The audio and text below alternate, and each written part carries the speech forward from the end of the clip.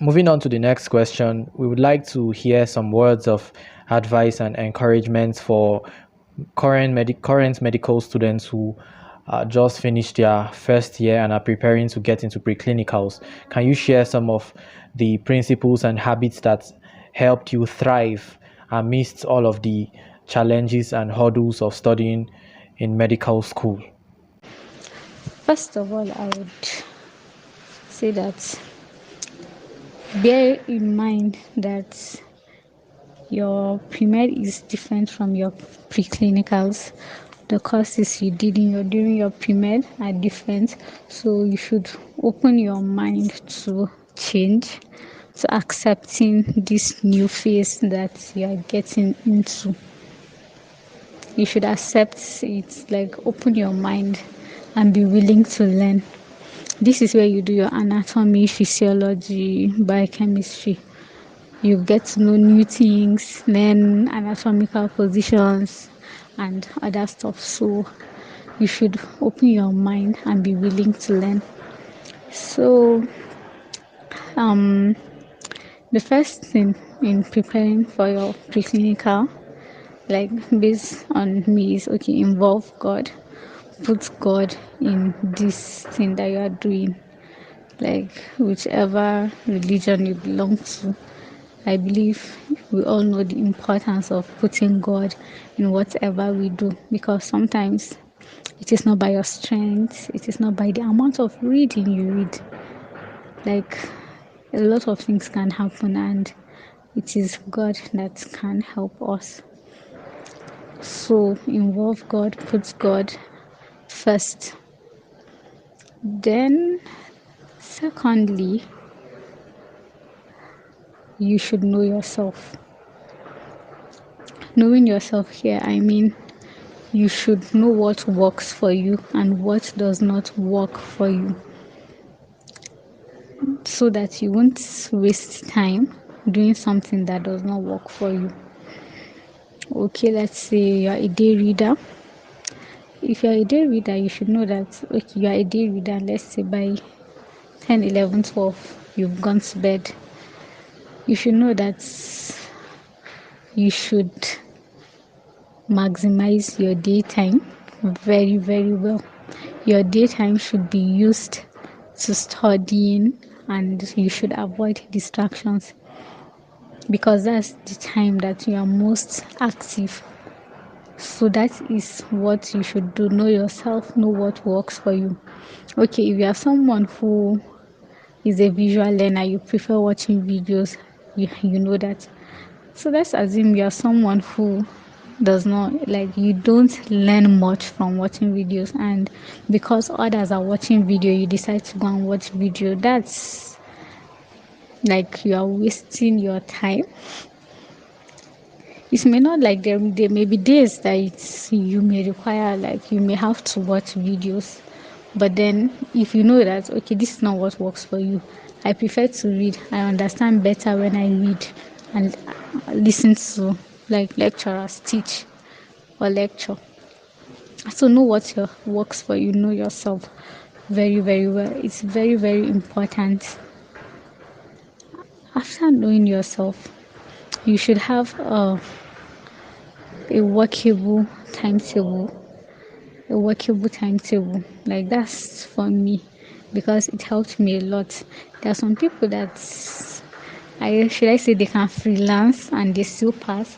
But for me, having a timetable helped me, most especially in balancing between the courses, because anatomy is very bulky, followed by physiology. So the work may be overwhelming that you can even be carried away by the workload for anatomy. So when this happens, you realize that you may just be passing anatomy alone, but your other courses are suffering. So having a timetable that you stick through, you in the timetable you can actually give the anatomy much of the time, but still having other courses so that it will keep you in check.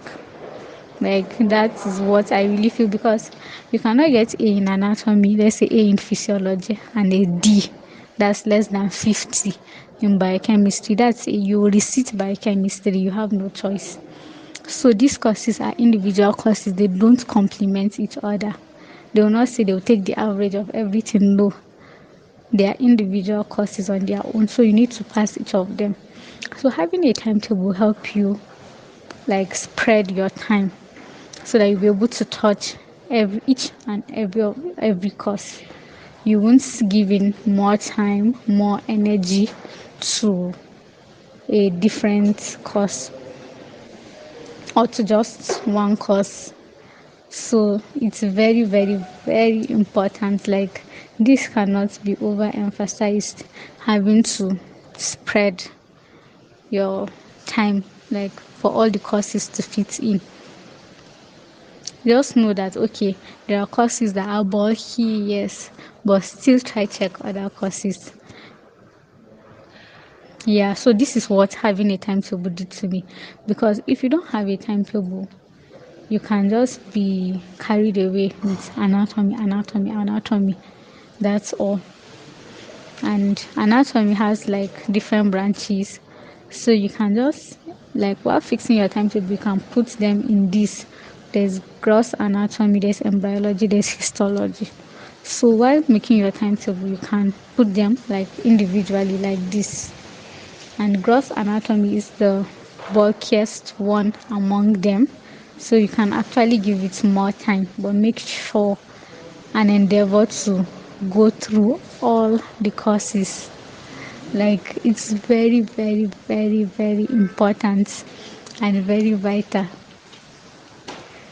Then I think the last thing I will say is the need for you to rest. The need for you to rest and eat well. There are situations where people who have been reading and reading and reading and reading are unable to write an exam or test due to health issues. I know that some things are beyond our control. Some things can be beyond our control, but the ones that we can prevent, we should do well to prevent. You cannot be reading, reading, reading without allowing yourself some rest, your brain to rest. You cannot be reading, reading, reading and be exposing yourself to cold or mosquitoes. You can go for your TDB, but okay, you are going for TDB, you know that the place is cold and there will be mosquitoes. And you don't even carry any sweater or anything that's I'm sorry about my voice. You didn't carry anything that can prevent this cold or mosquitoes from coming to you. So what did you do? So I'm very sorry. Just like as I'm talking, I'm also partially guilty. So you need to take care of yourself and eat well.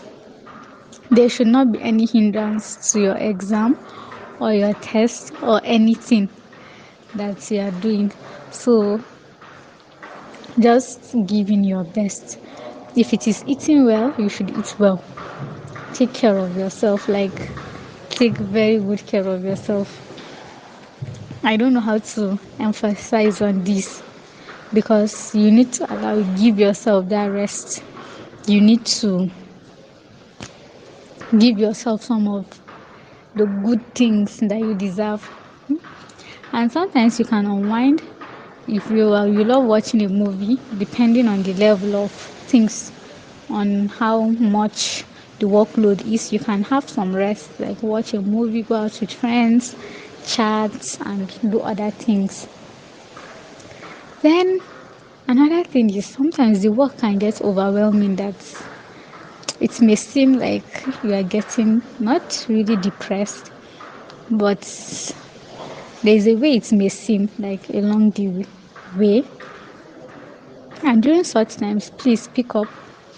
You can speak to your loved ones. Like me, one of the ways I used to unwind is if I'm tired or I feel overwhelmed, honestly, I just put a call across my friends, my relations, my loved ones, like hearing that voice and knowing that okay, some people are looking up to you. Like if you call them, they will even say, ah, doctor, yeah, Kiki, all these things. So this kind of things like would ginger you. So I think this is all I have. If you have any question, you can ask. Wow, thank you so much for that detailed insight. It's my earnest belief that our audience and listeners are currently learning a great deal from our conversation today. Um, and as for the questions, I'm pretty sure our listeners have a great deal of questions to bombard you with. But in order not for us to waste much of your time, we would like to move to the next question so you meet up with your schedule. You know, for our next question, I've been quite curious because there's this belief that medical students have no social life. They have no social lives whatsoever, and everything in their life pretty much is centered around medicine and medicine alone. I don't know how true that is, and there's this stereotype there's this stereotypical view people have about medical students that they are nerds and they spend most of their time with their head stuck in a book. Is that true? And do you also feel it's necessary for a medical student that wants to excel to streamline their activities to medicine and medicine alone, or is it possible to engage in other extracurriculars and still excel? Oh well, it depends on you. But medical students have a social life. Though at one point it may seem like you do not. It's like it's how you do your things.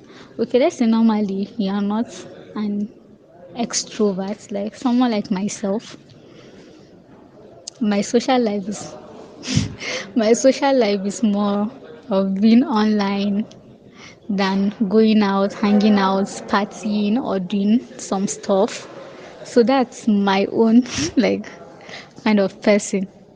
But there are people that even with that I still hang out once in a while with my friends. Like after some tests, we do go out, hang around, hang out. There is social life. Like there is social life if but just know your priorities. There may be times that that social thing will not be of help to you. At that point, I beg drop it. That's it for like the social life. But medical students have social life. There are medical students that, if you will see the things that they are doing, combining with medicine, you would not believe, and they are doing well. They are doing well. So medical students have social life, depending on like the person. So for someone like me, someone may think, okay, Phoebe does not have a social life, but like normally like that's how I am, like just I prefer just being indoors and stuff like that. But medical students have a social life, and you would be glad. I think I heard someone telling me that she never knew, because we do have like health week, and the way she saw how we were talking about health week, and I think for my class we used to have a picnic or so after like the end of the session, and she was like, medical students that they used to think we don't know anything. She was surprised when we said during the health week there is we used to have like series of activities that you would even, okay, which one would I go, which one would I not attend. So we do have social lives. So she was like, damn, in microbiology, they don't do anything. Their own is just to be here. She's that she's really impressed seeing we medical students. We have activities. I think the last health week we had I've forgotten the name, but like all of us were there, people danced, and it was really like a good way to unwind. Like for me, I enjoy watching people dance, so I was just there enjoying the dance, and that's also, we do have social lives. It just depends on how you see it, how you carry it. But as much as you'd still uphold your social life, make sure you set your priorities right. That is it. We even do elections, campaigns, so we have social lives. Just that some people feel like, okay, we tend to abandon friends, and it's not like that. It's not like that. So it just depends on how you do it. Like for me, I try to reach out to my friends, especially days when I'm okay. Sometimes I just recharge my phone and start calling people. So like just know how to put things in the right way. You can use different ways to unwind. There are medical students that watch movies a lot. There are medical students that they have less than a week to exam and they'll be watching movies and they'll still pass. So just know what works for you. If you feel you are stressed, and just know what works for you. That's like the bottom line to this social life something. But okay, if you know that you're a person that really, really, really you engaging in much, and it doesn't have to be much. It doesn't have to be much activities. Like there are some that okay, you know that you like this one. Don't go and accumulate plenty activities on yourself. No, like know what works for you. There are like responsibilities, or should I say things that I don't do. Like in a certain class I feel like okay, I'm already into this and this and that. Adding this will not be good, and I drop this off. Okay, now I don't have this one again. So like you check your schedule and you know how to balance everything. But medical students have social life. Wow, thank you so much for the insight. I know that's kind of like a relief to some of our listeners currently who have a lot of hobbies and social activities of interest that have been wondering if they are going to have to sacrifice their social life entirely for the good of and for the love of medicine.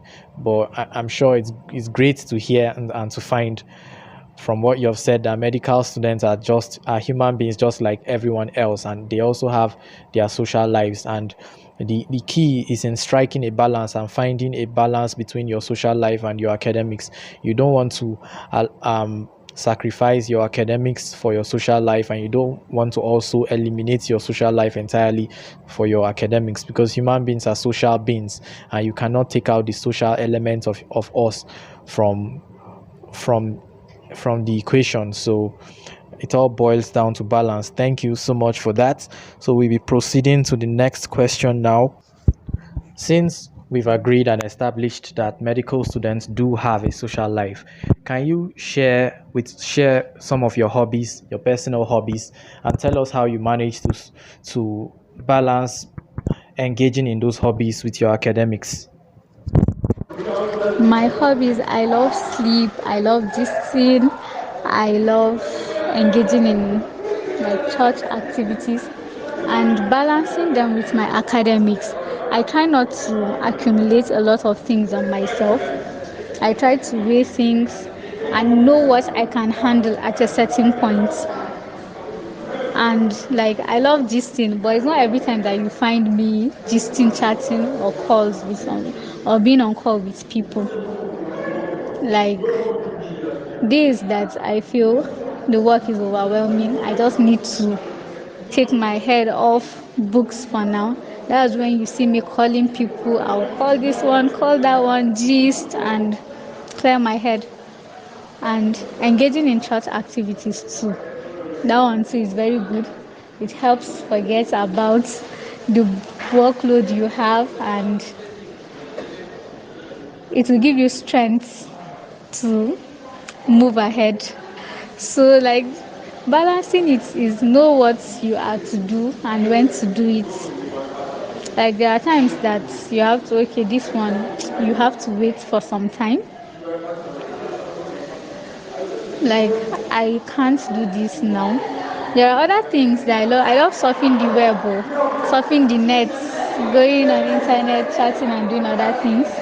But there are days when I just have to drop the phone and do the needful.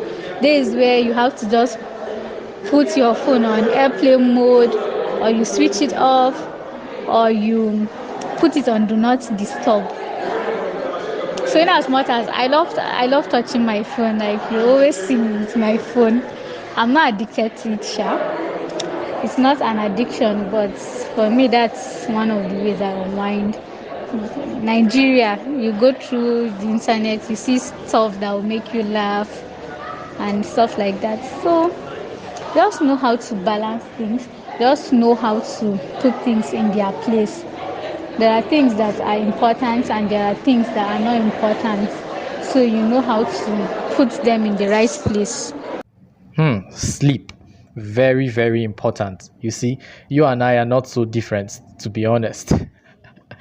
I'm sure our audience, some of our listeners are also very, very relieved also to find that, especially those who are aspiring to go for MBBS in the university, that medical students, contrary to what is the general norm and the belief, some people believe that sleeping is a taboo in medical school. You sleep, you are dead. But the truth is, sleep has its place. And when you get to medical school, you would study about the physiology of sleep and see how essential it is to get a good number of hours of sleep in. So, quite interesting to find that medical students are not as boring as most people believe. So let's move on to the final question of the day so we can conclude the podcast. For our concluding question, I want you to put in a word or two of advice and encouragement to secondary school students who are currently aspiring to pursue a career in medicine and surgery, and specifically to the young girls, because if I recall vividly, I once had the opportunity to talk to a young girl in senior secondary school who told me that her auntie once told her that medicine was for men alone and she should just dead the idea of studying medicine and leave it for the men and pursue more feminine professions, probably like nursing or something else. So being someone who is a role model to young girls, I want you to put in a word of encouragement or two for them. The floor is yours, ma'am. To young girls who wish to try this path and to everyone listening, medicine is a very, very beautiful thing. Yes, it is very beautiful and I'm happy I'm here. But like medicine is not the it's very good, but I feel this is something that you should have passion for because at times the things will be so overwhelming. So first of all, like it's a good path and there are other good paths out there. So know that okay, if this is what you want, then it's very good. Like this is what you want, not anyone pressuring you to come into it. Because sometimes it will test your resilience, it will test a lot of things. So you need to have you need to be very passionate about it. But medicine is a very good path. And don't let anyone scare you with whatever is going on. If you love it, go for it, please. A lot of people can scare you about the workload. Can you do it? Can you not do it? And stuff like that. But just believe in yourself that you can do it. Others have done it and you can also do it. Like others have done it. So it's not a new thing. So just believe in yourself that you would be able to do it and you would do it. That is it. Like, know what you love and go for what you love. This is, I think, the major thing that I have to say about this. Wow, it's been an exciting journey and it's finally a wrap. Thank you so much, Phoebe Edward, for joining us on the podcast today. Once more, on behalf of the entire Youth Destiny Nucleus family, we would like to say a huge thank you for joining us on the podcast and sharing this exciting time with us. We want to say thank you very, very much. And it's our earnest belief that you'd stop by in the nearest future to share another similar exciting experience with us. Thank you so much. And we wish you all the very best in your journey through medical school. If you're a listener and if you are currently listening to us and you haven't followed us on Spotify, subscribed to our YouTube channel or followed our social media pages, ensure you do that immediately so you can keep tabs on all our content. Thank you so much for sticking with us to the end and see you in the next podcast.